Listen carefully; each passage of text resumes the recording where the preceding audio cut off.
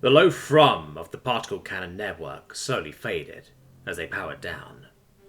Pulling back towards their ships, the cannons diffused outwards, revealing the site of kinetic bombardment. What remained was a shattered and barren visage of what was once a lonely blue planet, orbiting a lonelier star.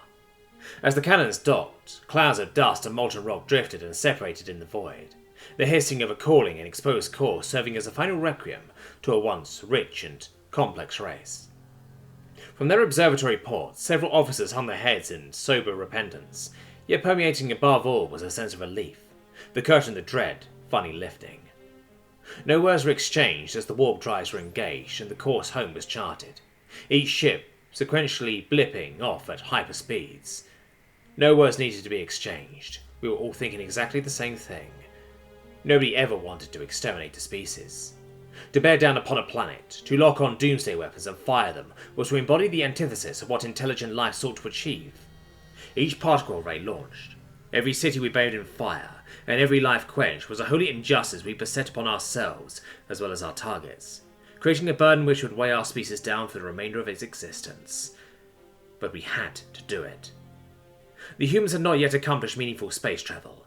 They had managed to shunt their most proximal moon and launch interplanetary drones to survey and research their planetary community.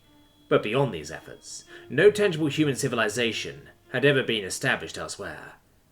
At a macroscopic level, humans did not pose any significant risk to us, but they would.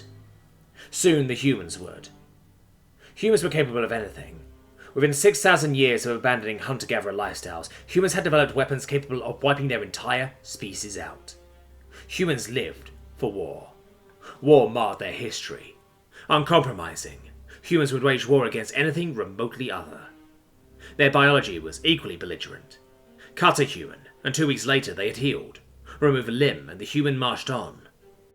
Their medical technologies were little more than specialized compounds designed to aid the human's exonerable physiological processes. Should a human abandon pride, ethics, and dignity, they appeared nothing short of unstoppable.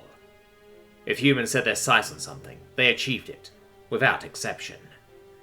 Naturally, they terrified us. The humans noisily, relentless, divulged their existence to the rest of the universe with a sense of impunity. They constantly bombarded the depths of the void with radio signals, uncaring of who or what was listening. They launched antique probes to broadcast themselves to all who dared look, imploring all who stumbled upon their vessel to gaze upon their kingdoms. Humans were not content with sitting quietly and keeping to themselves as other species were. The humans had ambition, and this made them unimaginably dangerous. We had to eliminate them before they turned on the universe, conquering it in entirety as they had conquered all corners of their planet. We did not want to, yet we had to. From the observatory deck, I watched the remaining 2 ships propel into hyperspeed. As our own ship's warp drives began to rotate, a low rumble and mounting within the bows of the ship, I turned my attention from the desolate ruins of the human's world to the scrap floating further out. 17 cannons. The humans were not yet interplanetary, and yet they had disabled 17 of our cannons in the mere hours it had taken for the network to envelop their globe. They had fired atomic missiles. Perhaps they were trying to save themselves. Perhaps they knew extinction was imminent, and only wanted to piss off those who dared quench their flame. Given another few hundred years, it seemed probable that the humans could have decimated our entire fleet. At last, the warp drive engaged, and with the wormhole surrounding us, I cast a final glance towards the fiery decrepitude that minutes ago had been the human's planet, finding myself under equivalent scrutiny from its defiant, molten gaze.